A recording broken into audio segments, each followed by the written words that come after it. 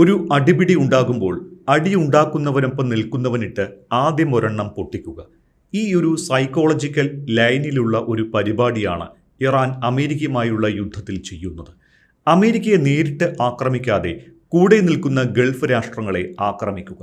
ചരിത്രത്തിലെ കഠിനമായ ഉപരോധം എന്ന് വിശേഷിപ്പിച്ച് ഇറാനെതിരെ ട്രംപ് സാമ്പത്തിക ഉപരോധ ഭീഷണി മുഴക്കിയപ്പോൾ അതിനും ഇറാന്റെ പേടിപ്പെടുത്തൽ ഗൾഫ് രാഷ്ട്രങ്ങളുടെ നേർക്കാണ്. ഭൂകമ്പ സമാനമായ പ്രതികാരമുണ്ടാകുമെന്നാണ് ഇറാനിയൻ സുരക്ഷാ മേധാവി മൊഹസിൻ റസായിയുടെ ഭീഷണി. ഇറാനെതിരായ യുഎസിന്റെ സാമ്പത്തിക യുദ്ധത്തിന് പിന്തുണ പ്രഖ്യാപിക്കുന്ന ഏതൊരു രാജ്യത്തിന്റെയും നടപടി തങ്ങൾക്കെതിരായ യുദ്ധപ്രഖ്യാപനമായി കാണുമെന്നാണ് ഇറാൻ പറയുന്നത്. ഗൾഫ് മേഖലയിൽ വീണ്ടും കൂടുതൽ ആക്രമണങ്ങൾ ഉണ്ടാകുമെന്ന മുന്നറിയിപ്പാണ് ഇറാന്റേത്. പേർഷ്യൻ ഗൾഫ് മേഖലയിൽ നിന്ന് ഒരു തുള്ളി എണ്ണ പോലും കടന്നു പോകില്ല എന്നാണ് റസായിയുടെ മുന്നറിയിപ്പ്. ബാബൽ മന്ദേബ് അടക്കമുള്ള എല്ലാ എണ്ണ കയറ്റുമതി മാർഗങ്ങളിലും ഇറാനും ഇറാന്റെ സഖ്യകക്ഷികളും ചേർന്ന് ഉപരോധം ഏർപ്പെടുത്തുമെന്നാണ് മനസ്സിലാകുന്നത്. ബാബൽ മന്ദേബിൽ ഇപ്പോൾ തന്നെ സൗദിക്കെതിരെ ഹൂതികളുടെ പ്രഖ്യാപിത വിലക്കുണ്ട്. വ്യാപകമായി കപ്പലുകൾ തടയുന്നില്ലെങ്കിലും ഒരു ആവശ്യം വരുന്ന സമയം ബാബൽ മന്ദേബും അടയ്ക്കുമെന്നാണ് ഭീഷണി. ഇതെല്ലാം ഉൾപ്പെടുത്തി തന്നെയാണ് ഇറാൻ ഗൾഫ് രാഷ്ട്രങ്ങളെ ഭീഷണിപ്പെടുത്തുന്നത്. ഹോർമൂസ് വഴി എണ്ണ നീക്കം നിലച്ചപ്പോൾ തന്നെ ഗൾഫ് രാഷ്ട്രങ്ങൾ കടുത്ത പ്രതിസന്ധി അനുഭവിക്കുന്നുണ്ട്. യുഎസിന്റെ സാമ്പത്തിക യുദ്ധം നീണ്ടുപോകുകയും അതിന് അയൽക്കാരായ ഗൾഫ് രാഷ്ട്രങ്ങൾ പിന്തുണ നൽകുകയും ചെയ്താൽ മറുപടി ഭൂകമ്പത്തിന് സമാനമായിരിക്കുമെന്ന് മൊഹസിൻ റസായി മുന്നറിയിപ്പ് നൽകി. ഒരു തുള്ളി എണ്ണ പോലും പേർഷ്യൻ ഗൾഫ് മേഖലയിൽ നിന്ന് ഹോർമൂസ് കടലിടുക്ക് കടന്ന് പുറത്തു പോകില്ല. ഒപ്പം പേർഷ്യൻ ഗൾഫിലെ മറ്റു എണ്ണ കയറ്റുമതി മാർഗങ്ങളെയും ലക്ഷ്യമിടുമെന്ന് പറയുന്നത് ബാബൽ മന്ദേബ് കൂടി ഉൾപ്പെടുത്തിയാണ്. ഇറാൻ ഒരു സഹായം ആവശ്യമായി വന്നാൽ ബാബൽ മന്ദേബ് അടയ്ക്കുമെന്ന് ഹൂത്തികൾ നേരത്തെ തന്നെ മുന്നറിയിപ്പ് നൽകിയതുമാണ്. സൗദി അറേബ്യയുടെ കപ്പലുകൾക്ക് ബാബൽ മന്ദേബിൽ ഹൂത്തികളുടെ വിലക്കുണ്ട്. ഹോർമൂസിന് പിന്നാലെ ബാബൽ മന്ദേബ് കൂടി അടഞ്ഞുകിടന്നാൽ ആഗോള എണ്ണ വിപണിയിൽ അതുണ്ടാക്കുന്ന ഇമ്പാക്റ്റ് വലുതായിരിക്കുമെന്ന് ഇറാനും നന്നായി അറിയാം. അത് മനസ്സിലാക്കി തന്നെയാണ് പേർഷ്യൻ ഗൾഫ് മേഖലയിൽ നിന്ന് ഒരു തുള്ളി എണ്ണ പുറത്തു പോകില്ല എന്ന് ഇറാൻ കർക്കശമായി തന്നെ പറയാൻ കാരണം. അതിനിടെ ആഗോള വിപണിയിൽ ഗ്യാസ് വിലയും വർദ്ധിക്കുന്നുണ്ട്. ഗ്യാസ് വില ഓഗസ്റ്റ് മധ്യത്തിലെ ഉയർന്ന വിലയിലാണ് ഇപ്പോൾ. ഇറാനെതിരെ അമേരിക്കയുടെ സാമ്പത്തിക യുദ്ധത്തിന് പിന്തുണ കൊടുത്താൽ കടുത്ത തിരിച്ചടിയും പ്രത്യാഘാതവും നേരിടേണ്ടി വരുമെന്നാണ് ഇറാൻ ഗൾഫ് അയൽക്കാർക്ക് മുന്നറിയിപ്പ് നൽകുന്നത്.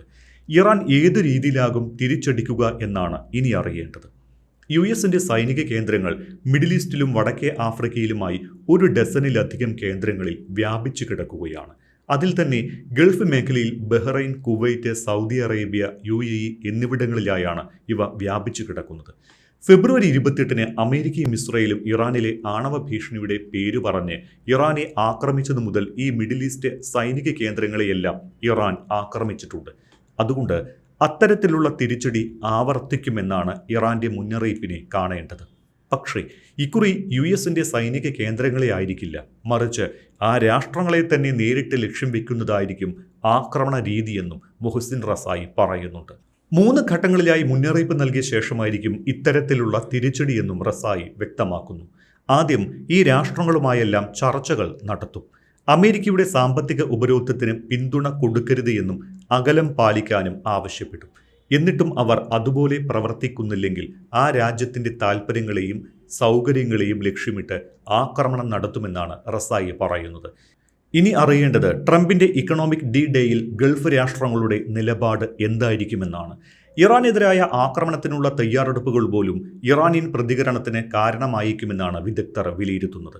ഇറാന്റെ മുന്നറിയിപ്പ് ഗൾഫ് രാഷ്ട്രങ്ങൾക്ക് അടിസ്ഥാനപരമായ അന്ത്യശാസനമായാണ് വിദഗ്ധർ നോക്കിക്കാണുന്നത്. പക്ഷേ ഇറാൻ യുദ്ധം ആരംഭിച്ചതു മുതൽ അതിന് മധ്യത്തിൽ പെട്ടുപോയത് ഗൾഫ് രാജ്യങ്ങളാണ്. അത്തരമൊരു സാഹചര്യത്തിൽ ഇറാനെതിരായ വലിയ സാമ്പത്തിക ഭീഷണികൾക്ക് അവർ യുഎസിന് പിന്തുണ നൽകുമോ എന്ന കാര്യം വ്യക്തമല്ല. കാരണം ഇപ്പോൾ തന്നെ ഹോർമൂസ് അടഞ്ഞുകിടക്കുന്നത് അവരുടെ സമ്പദ് വ്യവസ്ഥയെ കാര്യമായി തന്നെ ബാധിച്ചിട്ടുണ്ട്. ഗൾഫ് എണ്ണയുടെയും വാതകത്തിന്റെയും പ്രധാന കയറ്റുമതി മാർഗം ഹോർമൂസ് കടലിടുക്കായിരുന്നു.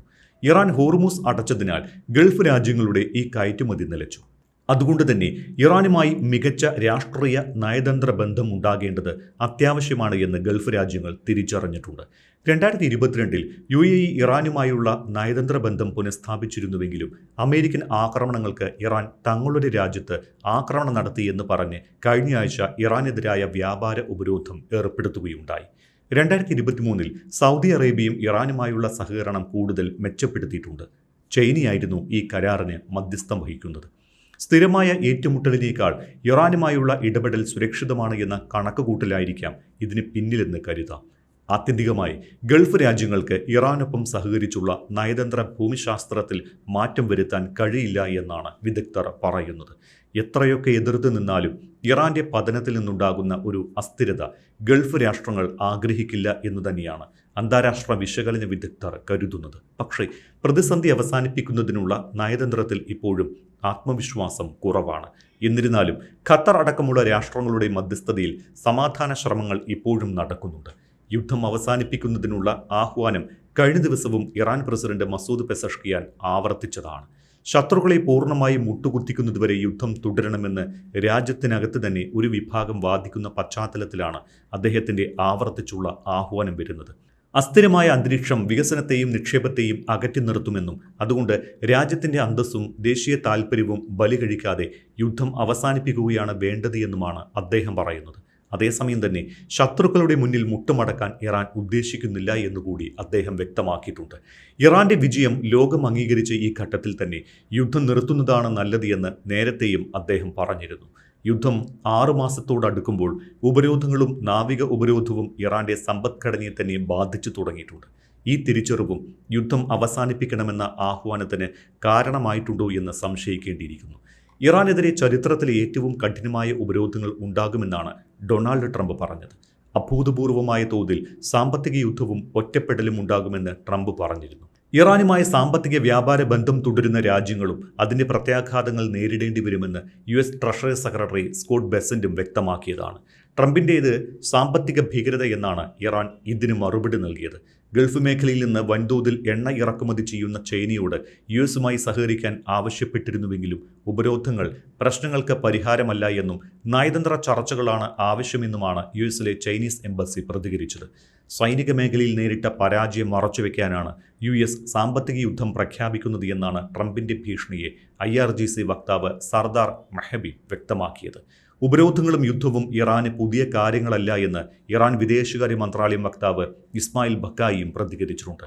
ഇനിയും ഒരു ആക്രമണമുണ്ടായാൽ, അതല്ലെങ്കിൽ സാമ്പത്തിക ഉപരോധമുണ്ടായാൽ തങ്ങളുടെ മിസൈൽ ഡ്രോൺ ശേഷി ഉപയോഗിച്ച് പേർഷ്യൻ ഗൾഫിലെ എണ്ണക്കപ്പലുകളുടെ ഗതാഗതം തടസ്സപ്പെടുത്താൻ ഇറാന് സാധിക്കും. ഹോർമൂസ് കടലിടുക്ക് വഴിയുള്ള കപ്പൽ ഗതാഗതം നിലയ്ക്കുന്നത് ആഗോളതലത്തിൽ ഇന്ധനവില കുതിച്ചുയരാനും കാരണമാകും.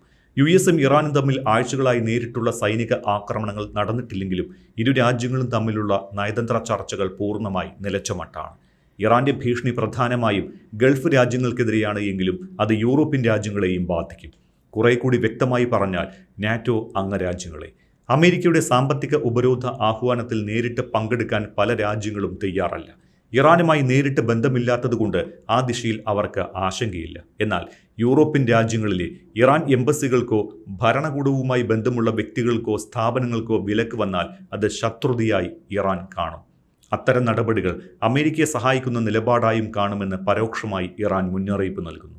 സൂയസ് കനാൽ വഴി അങ്ങോട്ടും ഇങ്ങോട്ടും സഞ്ചരിക്കുന്ന യൂറോപ്പിൻ്റെ കപ്പലുകളെ ഇറാന്റെ സഖ്യകക്ഷികളായ ഹൂത്തികൾ ബാബൽ മന്ദേബ് കടലിടുക്കിൽ വെച്ച് ആക്രമിക്കുമെന്ന് നാറ്റോ അംഗരാജ്യങ്ങൾക്ക് ആശങ്കയുണ്ട്.